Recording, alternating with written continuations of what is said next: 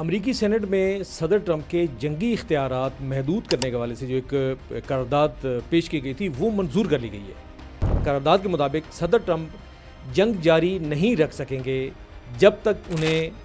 کانگریس کی باقاعدہ منظوری حاصل نہیں ہوگی۔ حماس حملوں کے بعد ہونے والے ان پہلے قومی انتخابات میں نیتن یاہو کو عبرتناک شکست کا سامنا کرنا پڑ سکتا ہے۔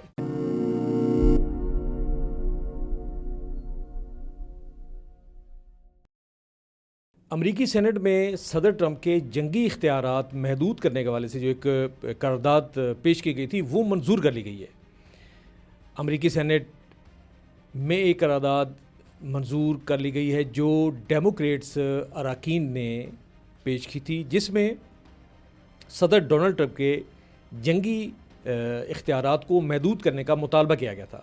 یہ پہلی مرتبہ ہے کہ ایران کے خلاف جاری کشیدگی کے دوران سینٹ اس مرحلے تک پہنچنے میں کامیاب ہوئی ہے۔ اس سے پہلے سینٹ 7 بار ایسی ہی قرارداد منظور کرنے کی کوشش ناکام رہی ہے اس کی، تاہم اس بار قرارداد کو 4 ریپبلکن سینیٹرز اور تمام ڈیموکریٹس اراکین کی حمایت حاصل ہوئی۔ یعنی آپ یہ کہہ سکتے ہیں کہ اس میں جو ہے بلا تخصیص پارٹی ریپبلکنز اور ڈیموکریٹس پارٹیز کی حمایت جو حاصل ہوئی ہے، یعنی کہ 4 ریپبلکنز اراکین جو ہیں انہوں نے ڈیموکریٹس کے اس موقف کی حمایت کی ہے کہ صدر ٹرمپ کے لیے اجازت نامہ جو ہے وہ سینٹ سے بہت ضروری ہے کہ جب وہ کسی ملک کے خلاف جنگ کی جائے وہ حکمت عملی یا کوئی ایسا جو ہے وہ آرڈر جاری کرتے ہیں۔ قرارداد میں کیا کہا گیا ہے؟ قرارداد کے مطابق صدر ٹرمپ جنگ جاری نہیں رکھ سکیں گے جب تک انہیں کانگریس کی باقاعدہ منظوری حاصل نہیں ہوگی۔ اس اقدام کو امریکی قانون ساز ادارے کی جانب سے جنگی اختیارات پر نگرانی مضبوط بنانے کی کوشش کے طور پر دیکھا جا رہا ہے۔ یعنی اگر یہ قانون جو ہے وہ اس طرح ویلڈ نہ ہوتا تو صدر ٹرمپ صاحب نے جو پچھلے کچھ عرصے میں کیا ہے ایران جنگ کے تناظر میں، تو اسی طرح کی واحد تباہی جو ہے وہ پورے دنیا کا نظام جو ہے اس کو تہوبالا کرنے کے مترادف سمجھی جاتی ہے۔ اسی طرح کی ایک اور ڈیولپمنٹ ہے وہ یہ ہے کہ اسرائیل میں قبل از انتخابات کی تیاریاں جو ہے وہ شروع ہونے کے امکانات پیدا ہو رہے ہیں۔ وہاں بھی پارلیمنٹ تحلیل کرنے کی ابتدائی طور پر قرارداد 1 کے مقابلے میں 120 اراکین کے ایوان میں بل کے حق میں ووٹ آیا ہے، جس میں 110 ووٹ اس کے حق میں ہیں 120 کے اراکین کے ایوان میں، 110 جو ہیں وہ اس قرارداد کی حمایت میں آئے ہیں۔ یہ بل خود وزیر اعظم نیتن یاہو کے اتحادیوں نے کٹر قدامت پسند یہودیوں کو لازمی فوجی سروسز سے استثناء نہ ملنے پر پیش کیا ہے۔ رائے عامہ کے جائزوں کے مطابق حماس حملوں کے بعد ہونے والے ان پہلے قومی انتخابات میں نیتن یاہو کو عبرتناک شکست کا سامنا کرنا پڑ سکتا ہے، کیونکہ اس کی جنگی حکمت عملی حماس کے خلاف پچھلے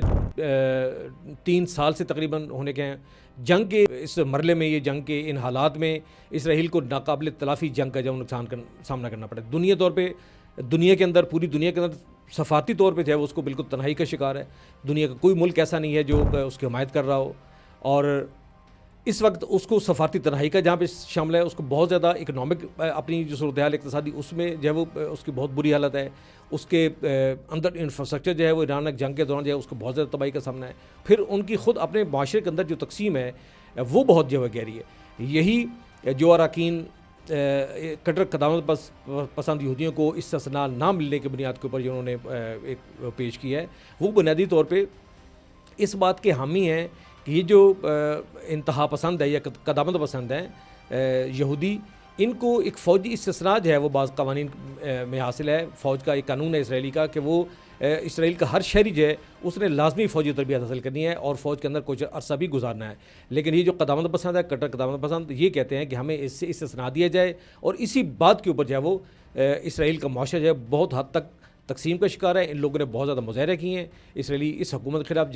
جبکہ وہ جو ہے وہ لبنان، حماس اور ایران کے خلاف جو جنگ میں وہ شامل تھی اور جنگ جو ہے وہ جاری تھی۔ لیکن یہ کٹر قدامت پسند یہودی جو ہیں یہ اپنے مطالبات کے حق میں پورے اسرائیل کے اندر مظاہرے کر رہے تھے، اور شدید ترین سیاسی اختلافات کا شکار جو ہے وہ اسرائیلی معاشرہ نظر آتا تھا۔ اور آج صورتحال یہ ہے کہ پارلیمنٹ نے قرارداد 110 ووٹوں کی اکثریت سے منظور کر لی ہے، جس میں انتخابات ہوں گے اور یہ حکومت کا خاتمہ ہوگا، اور یہ حکومت کا خاتمہ جو ہے یہ بنیادی طور پہ اسی صورتحال جو جنگ کے اندر یہ پچھلے 3 سال سے برپا ہے اس خطے کے اندر، جس میں اسرائیل کا کردار جو ہے وہ سامنے نظر آیا ہے، وہ اس کی بڑی وجہ ہوگی کہ نیتن یاہو کی پارٹی اور نیتن یاہو خود جو ہے وہ ان انتخابات میں جو ہے وہ ناقابل ایک آپ کہہ سکتے ہیں کہ ایک ایسی شکست کا ان کو سامنا کرنا پڑ سکے گا بلکہ، اور یقینی ہے یہ، یعنی کہ اس کی شکست جو ہے وہ بالکل یقینی اور دیوار پہ نظر آ رہی ہے۔ تو یہ ایک بہت بڑی ڈیولپ سمجھی جا رہی ہے، جس کے بعد نیتن یاہو کی جو ناصور حکومت ہے اس کا خاتمہ اس خطے سے ہو سکے گا۔